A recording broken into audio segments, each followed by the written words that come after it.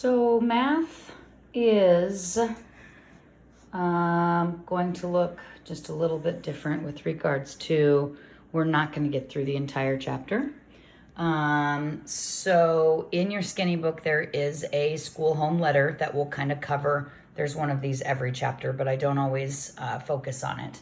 But it will tell you what the entire chapter has. We are only going to truly get through lessons 13.1, 13.2, 13.3, and end with the mid-chapter check. So the rest of chapter 13 will not be something that we are going to get to formally. You can easily go and finish up the chapter if you have somebody at home that can maybe help you out there. You can always continue to reach out to me because on Facebook, I would be happy to help. But I do want you to know that I'm not really going to focus much on this today. You can look at it, but it's not like the words. We've already talked just a bit about perimeter and area. Mrs. Skolton, did Mrs. Skolton cover? Mrs. Wheeler maybe? Some of that.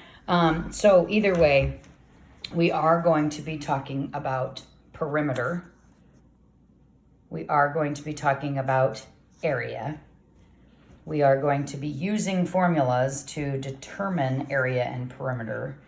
And these are review words. So I'm not going to focus too much on this. Feel free to do these 2 pages sort of as a warm-up to get you going if you want. Otherwise, we're just going to jump right in here to lesson 13.1. And so we're going to learn today how to use a formula to find the perimeter of a rectangle.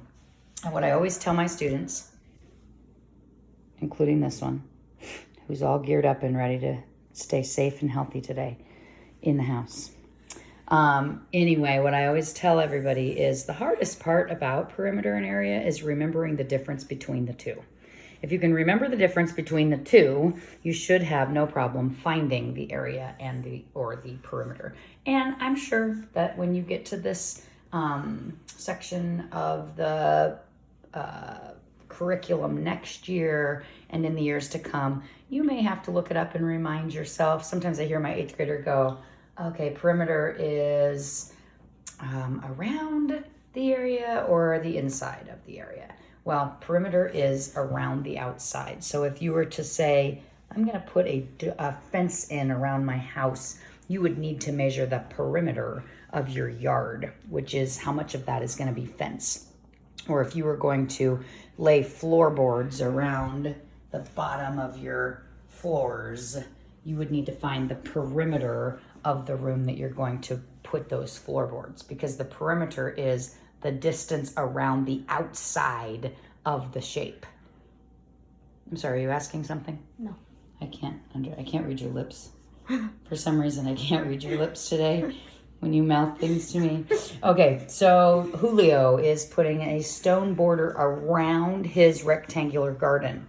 The length of the garden is 7 feet. The width of the garden is 5 feet. How many feet of stone border does Julio need? Now, the problem is we've got this garden here. They've only given us this measurement and this measurement. And a lot of times you'll find that to be the case. They only give you 2 sides. But if this is 7 feet, what, Craig, do we know about this side? It's 7 feet. It's 7 feet. Will you label it 7 feet? And so then if this length is 5 feet, what do we know about? It's 5 feet? Yes, it's 5 feet. So we need all 4 of those lengths. They don't just always give them to you, so you just have to put those in yourself. So if you are going to find, since perimeter is the distance around a shape, here we go around, and perimeter is the distance around that shape, you are going to have to add. So this example shows you 7 plus 5 plus 7 plus 5. Now, Craig, please point in the garden to the first 7 that they're talking about. 7 plus 5 plus 7 plus 5. Because perimeter is the distance around a shape. Okay? So, Craig, What is 7 plus 5 plus 7 plus 5? And I've got to grab something real quick, so we'll just video you working there. 24. Okay, so you have determined that it is 14 plus 10, and it is 24. Good, I was just gonna show here, it says, circle the numbers you will use. Craig did that, and then what are you asked to find? How many feet of stone border Julio needs? So that's what goes in that little purple square up above the garden. And then, yes, he said 24. So 7 plus 5 plus 7 plus 5 is 24. So the perimeter is how many feet? 24 feet. 24 feet. So Julio needs 24 feet of stone border.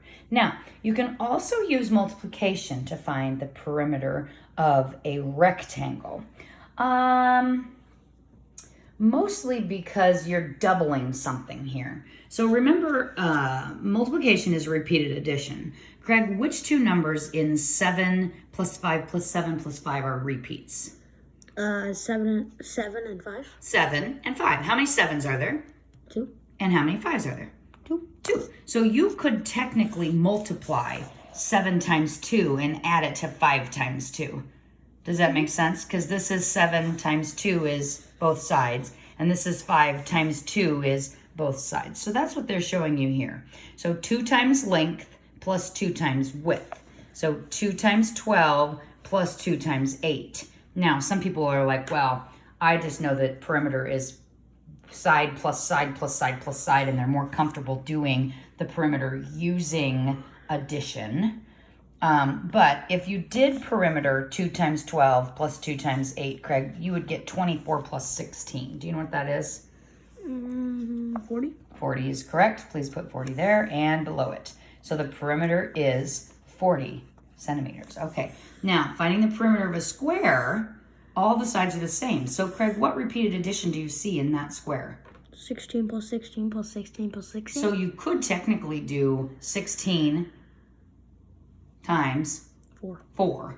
And 16 times 4 is? 64. Good, so put 64 down. And then so the perimeter of that square is 64. So if you notice that there would be a way to get there quicker using multiplication, you could certainly do that. So the perimeter is the distance around a shape. Okay, so looking over here, a formula is a mathematical rule. You can use a formula to find the perimeter. So the perimeter equals 2 times length plus 2 times width. As long as those widths are the exact same and the lengths are the exact same, you can use that as your formula. I find that kids oftentimes just do length plus width plus length plus width because it's really only 4 numbers that you're adding together, and they don't necessarily worry about that. But we do want you to see that using a formula is possible in this case. So, Craig, if we're looking here at this rectangle, you would do perimeter is equal to 2 times the length plus 2 times the width. So 2 times, what's the first number? 18. Put that there. 2 times 18 plus 2 times 14. So what's 2 times 18?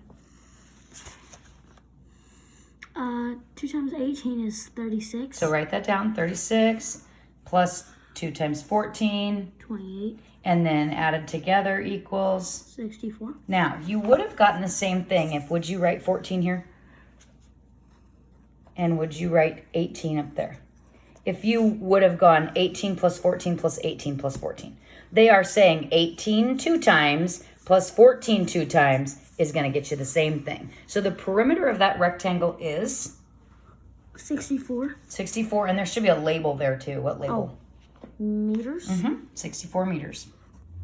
Oh.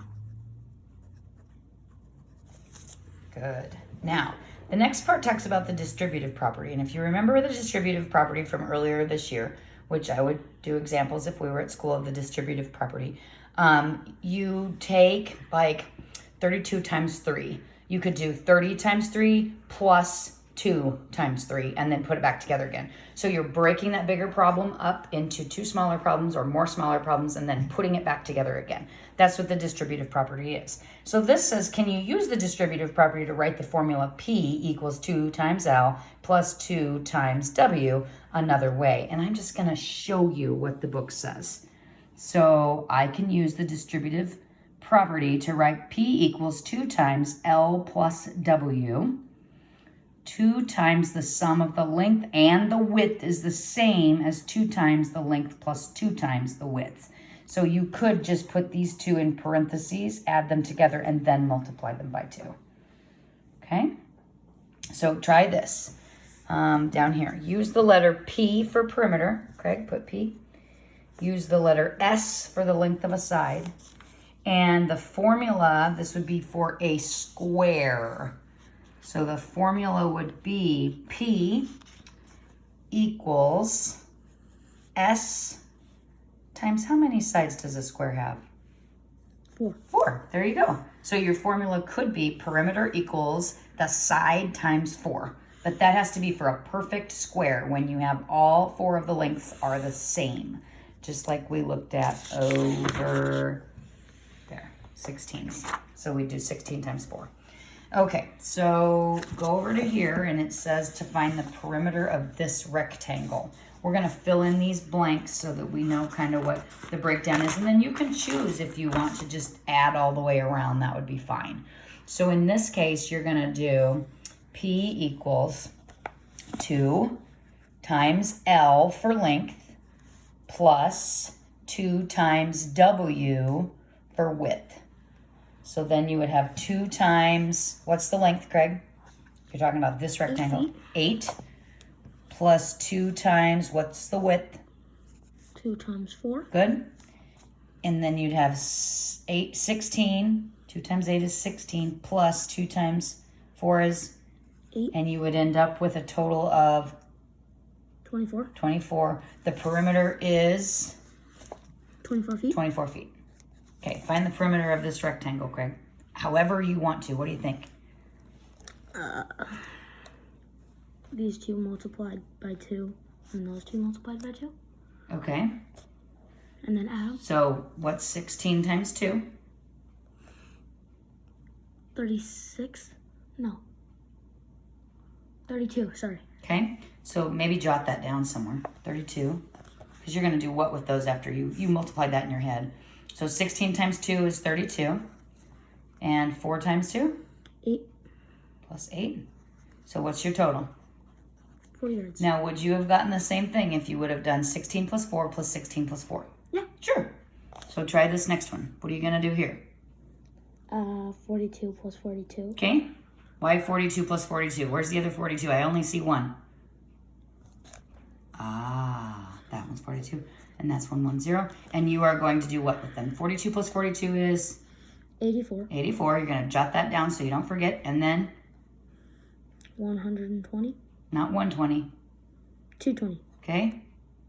So what are you going to do with 220 and 84? Adam. Okay. Who's Adam?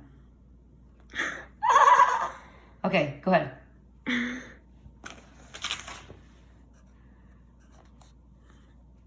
Are you doing that in your head? Yeah. Oh. Okay, 304. Very good.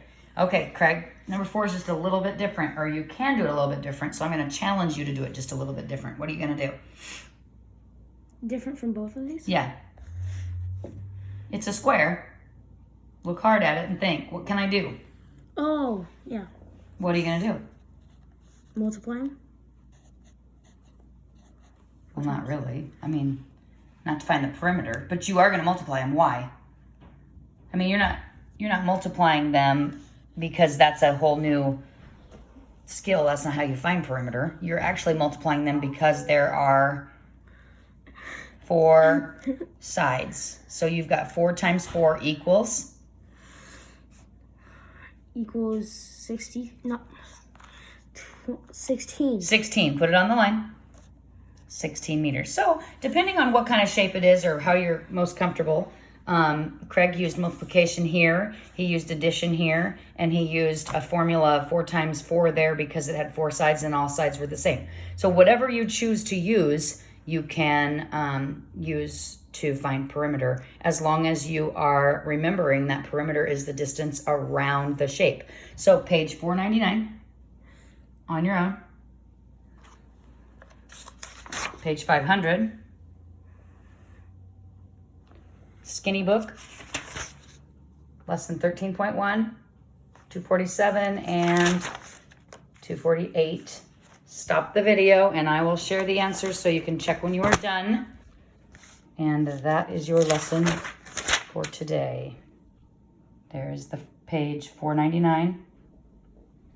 Hopefully you figured those out yourself first. 500. Skinny. Backside. Remember, if it's a spiral review, you can use whichever lesson it might tell you it came from. It says right down here, this really, really tiny number. So you can look back there. Okay, happy calculating.